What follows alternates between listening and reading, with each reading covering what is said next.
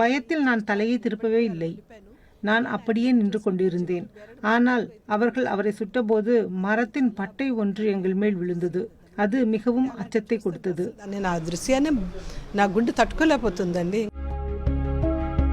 பஹல்காம் தாக்குதலில் இருந்து தப்பிய ஆந்திராவின் விசாகப்பட்டினத்தைச் சேர்ந்த சசிதர் மற்றும் சுசித்ரா ஆகியோர் பிபிசியிடம் பேசினர். தாக்குதலில் உயிரிழந்த சந்திரமௌலியுடன் அவர்கள் பஹல்காமுக்கு சுற்றுலா சென்றிருந்தனர். சசிதர் மற்றும் சுசித்ரா பஹல்காமில் தங்களுக்கு ஏற்பட்ட பயங்கர அனுபவத்தை பிபிசியிடம் பகிர்ந்து கொண்டனர். காஷ்மீர் டூருக்கு వెళ్ళిన பஹல்காம் தாக்குதலில் இறந்த சந்திரமௌலியுடன் சென்றிருந்த சசிதர் நம்முடன் இருக்கிறார். என்ன நடந்தது என கூற முடியுமா? ఏం జరిగింది? 100-200 మీటర్ల దూరంలో టాయిలెట్స్ ఉన్నాయి. கழிப்பறைகள் 100 முதல் 200 மீட்டர்கள் தூரத்தில் இருந்தன. நாங்கள் 6 பேரும் கழிப்பறைக்கு சென்றோம். சந்திரமௌலி மற்றும் சிலரும் சென்றனர். அவர்கள் வெளியே வரும்போது துப்பாக்கி சுடும் சத்தம் கேட்டது. நாங்கள் அங்கே ஒளிந்து கொண்டு என்ன நடக்கிறது என்பதை கவனித்தோம். என்ன செய்வது என்று தெரியாமல் தவித்தோம். அப்போது ஒரு பயங்கரவாதி எங்களை நோக்கி நடந்து வருவதை கண்டோம். அங்கிருந்து ஓட முடிவு செய்து நாங்கள் ஓட ஆரம்பித்தோம்.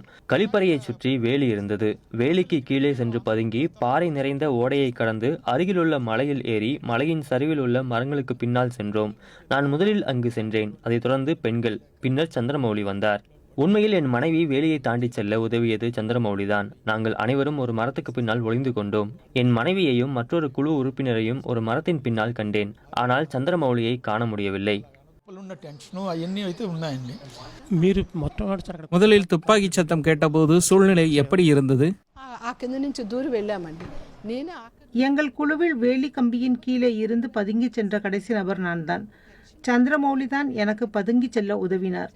நான் மிகவும் பதட்டமாக இருந்ததால் என்னால் நிற்கக்கூட முடியவில்லை. முழங்கால் வலி இருப்பதால் என்னால் எழுந்திருக்கவும் முடியவில்லை. சந்திரமௌலி என்னை தரையில் இருந்து கஷ்டப்பட்டு வலுக்கட்டாயமாக தூக்கினார். அதன் பிறகு அவர் ஒரு திசையில் ஓடினார், நாங்கள் வேறொரு திசையில் ஓடினோம். சந்திரமௌலியும் நானும் சில அடி இடைவெளியில் தான் நின்று கொண்டிருந்தோம். அந்த நேரத்தில் அவர்கள் வந்து சந்திரமௌலியை சுட்டுக் கொன்றார்கள்.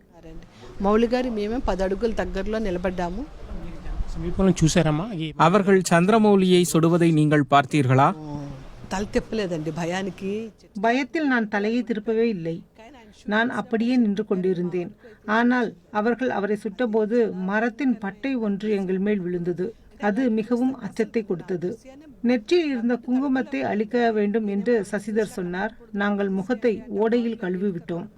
ஹரே ராமா ஹரே கிருஷ்ணா என்று கோஷமிட ஆரம்பித்தோம். ஆனால் அப்படி சொல்ல வேண்டாம் என்று சசிதர் கூறிவிட்டார்.